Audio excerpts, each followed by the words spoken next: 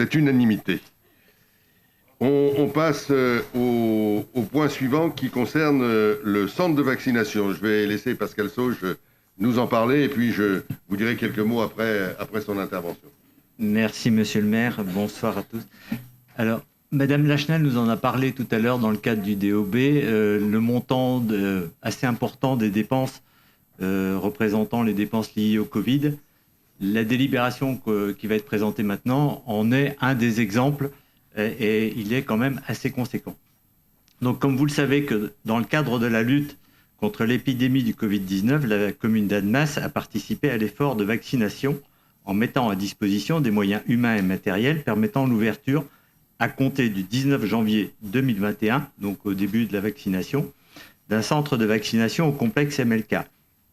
La communauté d'agglo d'Annemasse s'est également investie en mettant à disposition du personnel administratif. L'activité du centre de vaccination est allée croissant durant l'année 2021, ce qui a entraîné un coût non négligeable pour les collectivités. Ainsi, pour la période du 19 janvier au 31 mars 2021, la dépense supportée par la ville s'est élevée à 79 673 €, dont 28 905 € correspondant à l'utilisation du complexe MLK, des dépenses à laquelle se sont ajoutés les frais de personnel pris en charge par Annemasse Agglo à hauteur de 17 372 €. L'ARS, l'Agence régionale de santé, a alloué une participation financière à la ville au titre du Fonds d'intervention régional, le FIR, pour l'année 2021, afin de compenser partiellement les dépenses engagées. Bien partiellement, vous verrez pourquoi. Durant cette période, le versement de cette subvention, qui s'est élevé à 51 964 €, dont 9 302 € reversés à la Annemasse Agglo, a fait l'objet d'une convention entre l'ARS et la commune d'Annemasse. La dite convention a été approuvée par la délibération du conseil municipal en septembre 2021. Un nouveau décompte des frais engagés a été établi pour la période comprise entre le 1er avril et le 31 décembre 2021. Au titre de cette période, la dépense supportée par la ville s'est élevée à 332 008 €, dont 115 878 € correspondant à l'utilisation du complexe MLK, des dépenses à laquelle s'ajoutent les frais de personnel pris en charge par la communauté d'Annemasse Agglo à hauteur de 92 723,91 €. L'ARS versera à la ville une subvention de 218 775,87 € au titre du FIR pour l'année 2022 afin de compenser partiellement ces dépenses. Dans ce cadre, une nouvelle convention doit intervenir entre l'ARS et la commune d'Annemasse. Comme en 2021, une partie de ce financement sera reversée à la Annemasse Agglo au prorata des dépenses réelles sous réserve de l'accord de l'ARS. Sur la base des chiffres mentionnés ci-avant, la somme de réserve à réserver à Annemasse Agglo s'élèvera à 47 761,31 €, le reliquat soit 171 014,56 € restant acquis à la ville. Ceci étant exposé, vu le projet de convention à intervenir entre l'ARS et la commune d'Annemasse pour le centre de vaccination installé au complexe MLK, considérant que l'aide financière au titre du Fonds d'intervention régional permettra à la commune d'Annemasse de compenser en partie les coûts de fonctionnement du centre de vaccination, il est proposé au conseil municipal d'approuver les termes de la convention annuelle d'objectifs et de financement au titre du FIR pour l'année 2022 à intervenir entre l'ARS et la commune d'Annemasse pour la période du 1er avril 2021 au 31 décembre 2021. D'autoriser monsieur le maire ou son représentant à signer la dite convention, d'autoriser monsieur le maire ou son représentant, sous réserve de l'accord de l'ARS, à reverser à Annemasse Agglo, au prorata des dépenses réelles, une partie de la subvention versée par l'ARS à la commune d'Annemasse. La somme à reverser à la commune Annemasse Agglo est de 47 761,31 €, le reliquat soit 171 014,56 €, restant acquis par la ville. Je vous remercie. Merci. Donc là, c'est pour récupérer l'argent et vous voyez qu'on a beaucoup investi.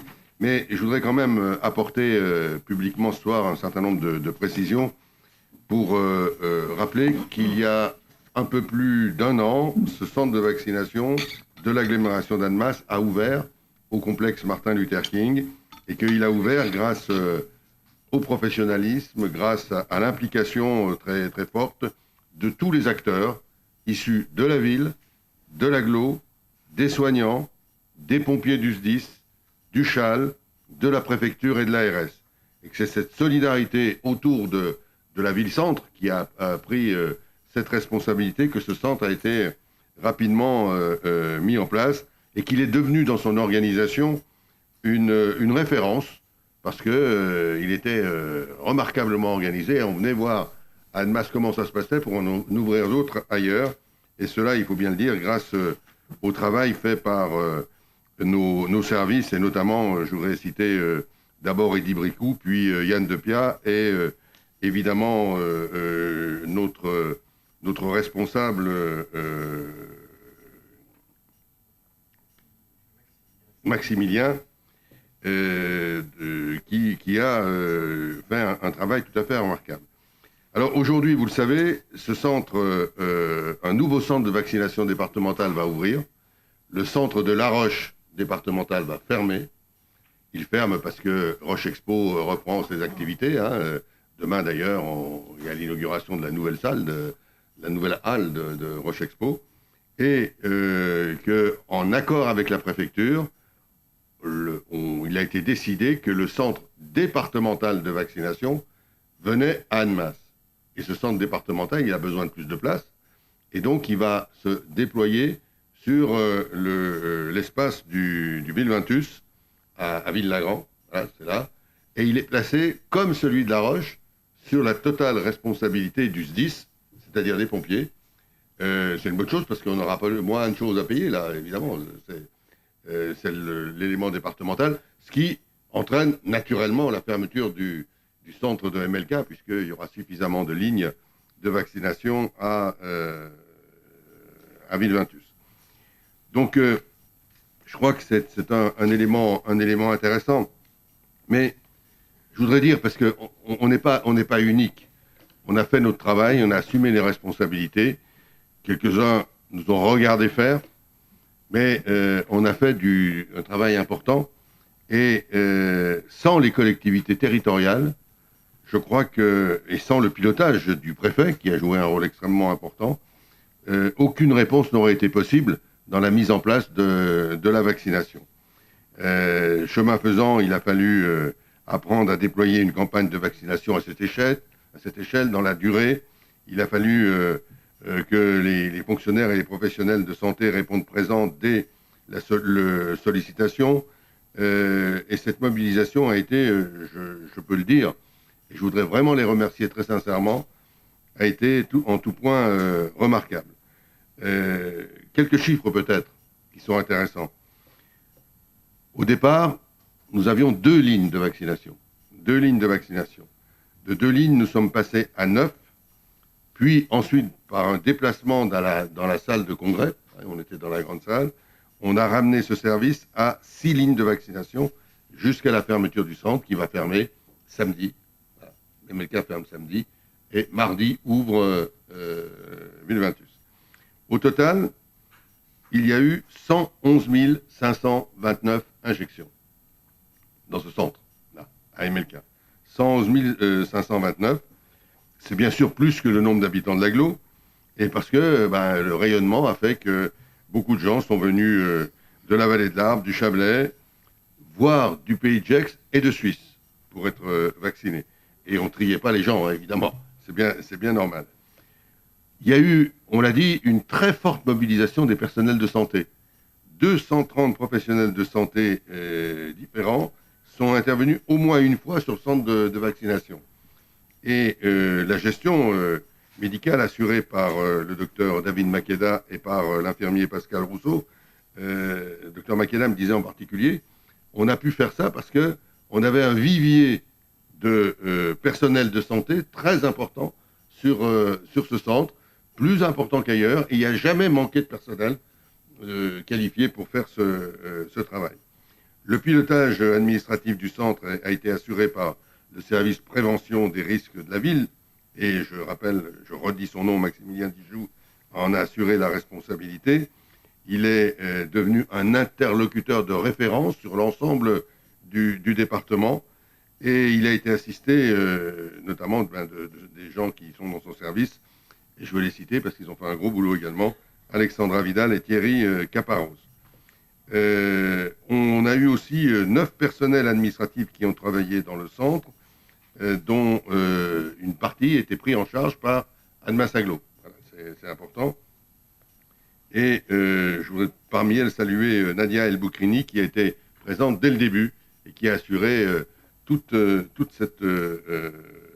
ces permanences en tant que secrétaire administrative. Et d'ailleurs, elle est devenue chef du centre dès que les pompiers, qui sont restés un certain temps, mais à un moment donné, au moment où le centre de La Roche a ouvert, tous les pompiers qui assuraient le fonctionnement sont allés à La Roche. Donc nous, on a assuré la totalité de l'organisation, y compris l'accueil et la sécurité. Et ceux qui ont pratiqué ce centre le savent. Marco Luangu, notre agent d'accueil et de sécurité, a fait ce travail avec un dévouement et un large sourire. Et pourtant, ce n'était pas toujours facile de répondre aux exigences de certaines des personnes qui venaient. Je voudrais aussi saluer la réactivité des services de MLK, avec, je l'ai dit, Eddy Bricou, Yann Depia, et puis les services techniques de la ville, entretien, TFM, électricité, et puis le service informatique. C'est parce qu'il y a eu cette forte mobilisation et cet engagement en faveur de l'autre qui a contribué à une action de santé et de solidarité d'envergure dans cette période extraordinaire au sens propre de ce mot. Et vous le savez, demain, 18 février, je sais que le conseil municipal y est invité, il y aura une soirée de remerciements pour toutes ces personnes où je pourrais leur dire en face ce que je viens de vous dire, parce que c'est important de pouvoir remercier tous ceux qui ont formidablement participé à cette solidarité. Et Annemasse, ville des solidarités, voilà, là c'était du concret. Et au nom du conseil municipal, je crois que demain, je remercierai toutes ces personnes qui ont assuré cette charge importante avec un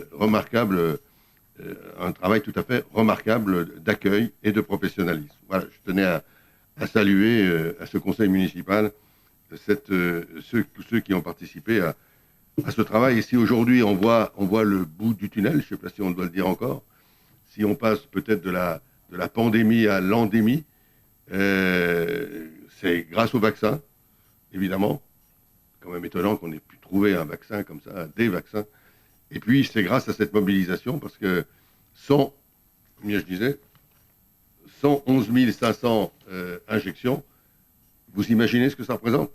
C'est un coup de chapeau que devant ce conseil municipal, je voulais tirer à tous ceux qui ont assuré cette organisation. En votre nom à tous. Voilà, je vous propose d'enchaîner. Je n'ai pas fait voter le texte, la délibération présentée par Pascal. Est-ce qu'il y a... Oui, Madame Meika. Juste une question, savoir si le personnel qui était là à MLK va bifurquer sur Villeventus ou pas du tout. Ils vont refaire une équipe là-bas et ça n'a rien à voir avec La Roche. Et puis ici, il n'y a pas de reprise de personnel. Alors, le personnel, il était pour l'essentiel à la ville et à l'agglo. Il y a aujourd'hui, à ce jour, je me tourne vers ceux qui suivent ce dossier, il n'y a aucune demande particulière de personnel par le préfet et par le SDIS qui assurent eux-mêmes à la fois l'administration, à la fois la sécurité et bien sûr la partie soignante. Par contre, je ne dis pas que parmi les soignants, ceux qui sont venus, il n'y ait pas des soignants qui étaient là et qui vont continuer à faire le travail à Villeventus, ça sans aucun doute. Mais sur le fonctionnement, on est soulagé, il faut bien le dire, soulagé, parce que c'est important. Et puis, quand même, ça fait plus d'1 an qu'on est privé de locaux qui sont mis à disposition des associations, de manifestations, etc. Et on est bien content de retrouver Martin Luther King dans son intégrité, je veux dire. Oui, je comprends. Après, il y a un chiffre qui m'étonne, moi. 111 000 personnes vaccinées. Injections, pardon. 111 000 injections, justement. On est 90 000 dans l'agglo. Avec les enfants. 90 000 multiplié par 3 injections. 3 x 9, 27. 270 000 personnes. Vous enlevez les enfants. 110 000 injections, ça fait quand même pas beaucoup de personnes. Ça fait à peine, on va dire, si on enlève les enfants, ça doit faire du 20% de vaccinés, quoi. Non. 20% sur 3 injections. Le taux moi, ça m'étonne. C'est peu, finalement. Non, mais parce qu'il n'y a pas eu, par exemple, les enfants n'étaient pas vaccinés ici, ils étaient tous vaccinés au Châle. Oui, mais je les ai retirés. Voilà, on les met au Châle. Et en plus, il y a d'autres endroits de vaccination qui ont eu lieu un peu partout. Il y a aussi les médecins qui ont vacciné. Et puis, il y en a beaucoup qui sont allés à La Roche, évidemment. À La Roche. Donc, alors, il faut bien le dire, le taux de vaccination de la Haute-Savoie, parce qu'on n'a pas les autres chiffres, le taux de vaccination de la Haute-Savoie est important, mais est inférieur au taux national. On n'est pas dans les meilleurs élèves par rapport au taux national. On doit être aux alentours de mémoire, je pense, entre 65 et 70% de vaccinés avec le schéma complet, alors qu'au plan national, on est plutôt entre 75 et 80. Voilà. C'est une donnée à prendre en compte. Pascal ? Oui, pour compléter, il faut rappeler les différentes périodes et les différentes tranches d'âge tout au début de la vaccination. Et lorsqu'il y avait le vaccin AstraZeneca, c'était auprès des médecins traitants qu'on devait se faire vacciner. Il n'y avait que du Pfizer et du Moderna au niveau de MLK. Et donc, c'était les vaccinations des personnes les plus à risque et les plus âgées. Donc, il y en a beaucoup qui sont allés auprès de leur médecin traitant et d'autres qui sont allés à La Roche à un moment donné. Voilà. Donc, c'est pour justifier le fait qu'il y a toutes les personnes d'Annemasse ou de l'agglomération ne sont pas allées auprès de MLK. Moi, la 3e dose, je l'ai fait à MLK, mais les 2 premières auprès de mon médecin traitant.